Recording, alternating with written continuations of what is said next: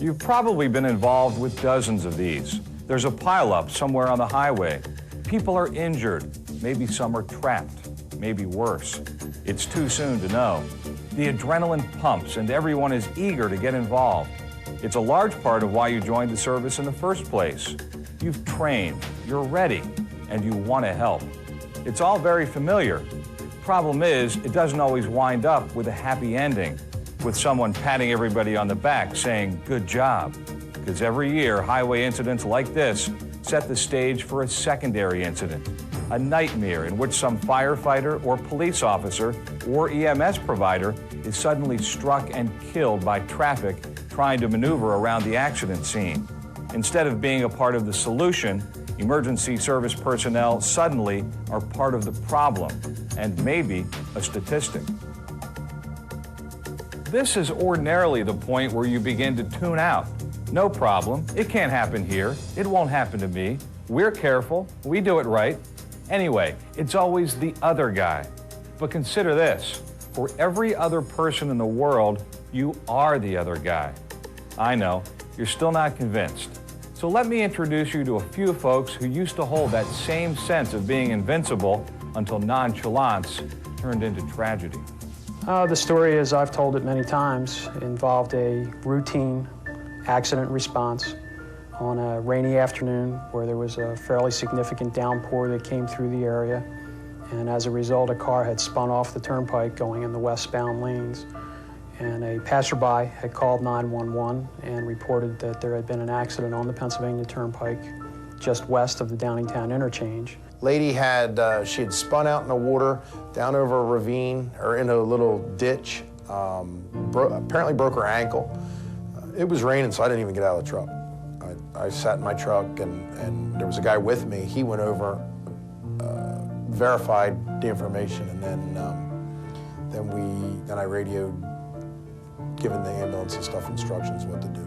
10 minutes after they arrived on the scene, there was some dialogue on the radio, communications back and forth between the assistant chief, telling the rescue truck to proceed in and assist the ambulance and EMS with loading the patient in the back of the ambulance. As we were putting her in the back of the truck, the fire company was assisting us lifting the litter into the truck.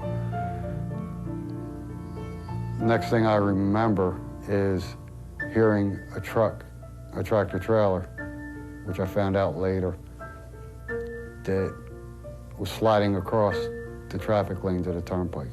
I turned over my shoulder, and all I can remember is seeing a very large white truck coming at us.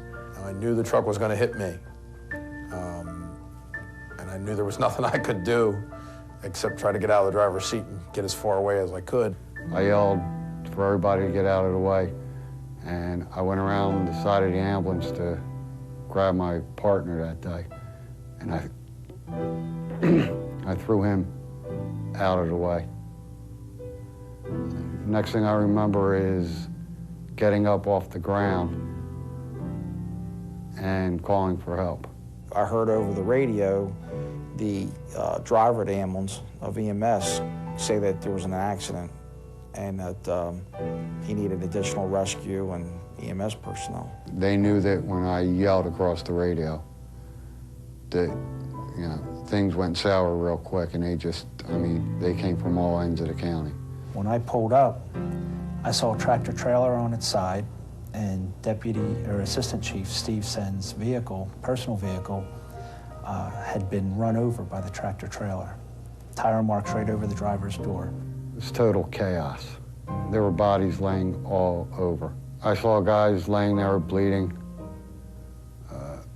guys just standing there stunned that were injured. Every firefighter that I knew was laying on the ground. And it just registered that this is a lot more trouble than what I ever expected. I remember looking up and I saw them doing CPR on Dave, and I asked who it was. And they said, "Good." David died in the accident. Dave Good. Altogether, there were 8 firefighters and 2 EMTs involved in the Lionville incident. 1 fatality, 9 serious injuries, a wife was left a widow, the children were left without a father. And none of the people who knew and loved Dave Good will ever be quite the same again. And stories like that of Dave Good and the Lionville Fire Company are not as rare as we might believe. Nearly every year, 5 firefighters lose their lives in secondary highway incidents. 20 law enforcement officers suffer the same fate, and several EMTs are lost. That's an emergency responder life that is lost every other week on the highways, but outside the vehicle. And hundreds of others are injured. The situation has become so critical that James Joyce, the commissioner of the Chicago Fire Department, made the statement recently that firefighters responding to calls need to operate as if someone is trying to run them over. And it's not just firefighters who are responding.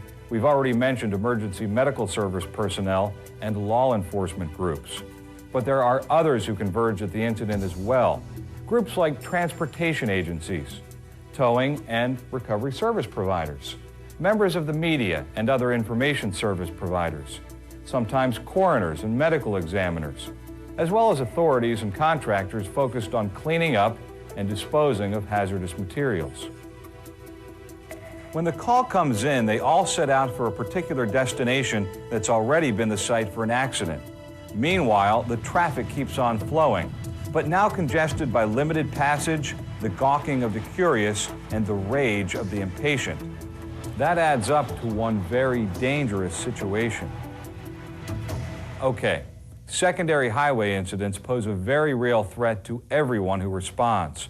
So the question becomes, what can we do about it? You don't have to be a Boy Scout to be guided by the 2 simple words, be prepared. With that in mind, we have put together an outline of preparedness we call the 10 cones of highway incident safety. Here's the first cone. There is no substitute for training. Training is at the core of everything we do successfully. There's no magic. You listen, you learn, you do. And the more you pick up from the experience, the more experienced you become. Earlier, we heard from Jack Sullivan. Jack is the Director of Training for the Emergency Responder Safety Institute and is known around the country for his work in identifying best practices in highway incident management. Jack conducts training seminars that focus on the considerations that are important in developing your own incident management procedures. It's a great resource, and it could save lives. If you want to be safe, abide by the first cone. There is no substitute for training. Now, the second cone. Multi-agency coordination and communication are a must. One way to look at any highway incident is that the orderly flow of life and traffic are disrupted, and it is the task of responders to administer, treat the injured, and then restore order as quickly and safely as possible. With so many responders converging at once, orchestration and coordination are critical. A unified incident command is essential. The details of such a command and corresponding SOPs should be developed jointly by all agencies and organizations that play a part in highway incidents. And once such a command and SOPs are established, ongoing communication, review, and refinement are indispensable. Coordination and communication are a must. The third cone. Limit your exposure. Limit your time. It may be obvious, but the more equipment and personnel you have responding, the greater the exposure to some secondary accident. Make sure you have the vehicles, equipment, apparatus, and crew you need. But keep those numbers to the necessary minimum. The same consideration applies to the time at the scene. The math is simple. Your exposure is greater in 4 hours than it would be in 2 hours. Work as quickly as is prudent and safe, and then clear up the crews as soon as possible. Limit your exposure. Limit your time. Fourth cone. Give traffic plenty of warning. In a perfect world, all traffic could be diverted until some incident has been cleared. Managing traffic would be easy if there just were no cars and trucks. In the real world, delays cause stress.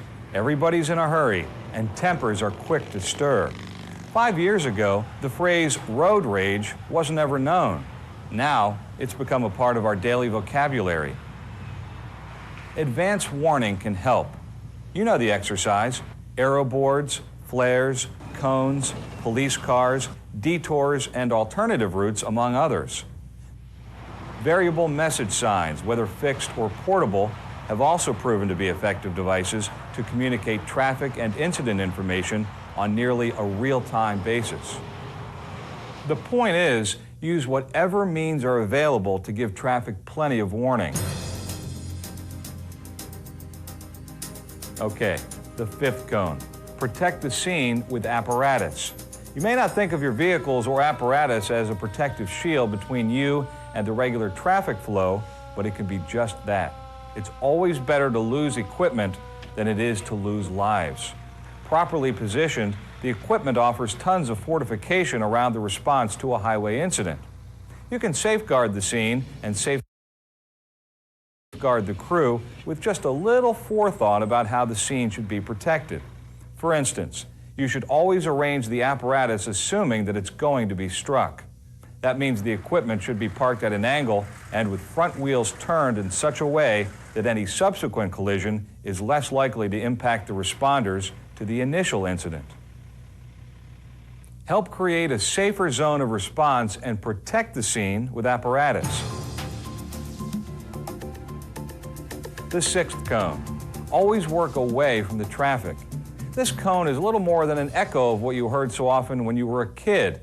Don't play in the traffic. In all fairness, no one is playing when they respond to a highway incident, but sometimes the focus is so great on saving others that we fail to safeguard ourselves. The conversations, the discussions, the evaluations, they can all generally be done much more safely away from the traffic. Think about where you are. Don't be a target, and special attention must be given to your proximity to the traffic flow before you hop out of a vehicle or off the apparatus. After all, you've responded to help, but you'll be helping no one if you are the victim in a secondary incident. Always work away from the traffic. The seventh cone. Be prepared to shut down the roadway. This is a cone that is rarely popular with law enforcement or the public at large, but it has to be held as an option. Closing a roadway clearly eliminates the possibility of a secondary incident, but there are downsides that have to be considered. For instance, closing a road could cause a domino effect in which other highways are forced to take on dangerous volumes of traffic. Then there is the concern about detours taking the flow of cars and trucks through residential areas, areas of low bridges, or past schools, or by hospitals, where the potential threat may be greater than the inconvenience at the location of the initial incident. With that in mind, many communities around the country have pre-planned and marked well-scouted detour routes as contingencies for just such occurrences. Anticipate the possibilities and be prepared to shut down the roadway. The eighth cone. Be seen and not hurt.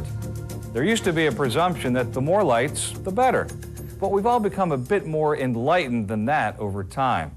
There's evidence that a spectacle of flashing multicolored lights can be blinding to safe drivers and a deadly attraction to those impaired by drugs, alcohol, or sleepiness. Another problem inherent in an abundance of brightly flashing lights is that it tends to emphasize the location of apparatus and might obscure the presence of emergency responders. The recommended alternative is to reduce the amount of emergency lights with greater prominence given to the use of signboards, arrow boards, arrow sticks, and reflective markings on all apparatus. Two other suggestions. If possible, provide illumination for the entire incident scene and recognize that the presence of police vehicles tends to slow down traffic effectively. Clearly, we all have the same goal, and that is that you be seen and not hurt. That leads very naturally to the ninth cone. Dress for the occasion. You should never be forced to choose among protective, reflective, or comfortable clothing. If your structural gear doesn't offer high visibility, then get reflective and fluorescent vests. Just as important than getting the right gear is wearing the right gear. No excuses, and don't forget to thank the officers that make you wear them. The only thing they're guilty of is wanting to keep you alive. The eighth and ninth cone go hand in hand. Be seen and not hurt, and always dress for the occasion. The 10th cone is the enforcer for all the other 9. Accountability matters. It's all about responsibility. As long as each person takes the safety of the entire organization seriously, there's a real chance that secondary incidents can be eliminated. Take care of yourself, look out for others, keep your eyes open, and don't do anything dangerous. Consider assigning one individual the role of safety officer to monitor every highway scene. Someone explicitly responsible for properly staged and managed scenes. Someone who serves as the eyes and ears and enforcer of proper highway incident management. These are the 10 cones of highway incident safety. 10 cones that can make a difference in preventing injuries and saving lives. I don't think a day goes by where I don't read a story somewhere across the country that a fireman, a cop, EMT, somebody just standing on the side of the road gets hit by a vehicle. We lost a lot of firefighters because of this accident. And it certainly did hurt the fire company. And it scarred all of us for life. I have a picture of my 2 boys hanging by my gear now in the company I run with now. And every time I grab my gear on and I make sure I touch their picture one more time. It changed our lives. You know, in some points it ruined our lives. Watch your back, guys. They're there to hit you. Just watch your backs. Watch each other. Don't let it happen to you.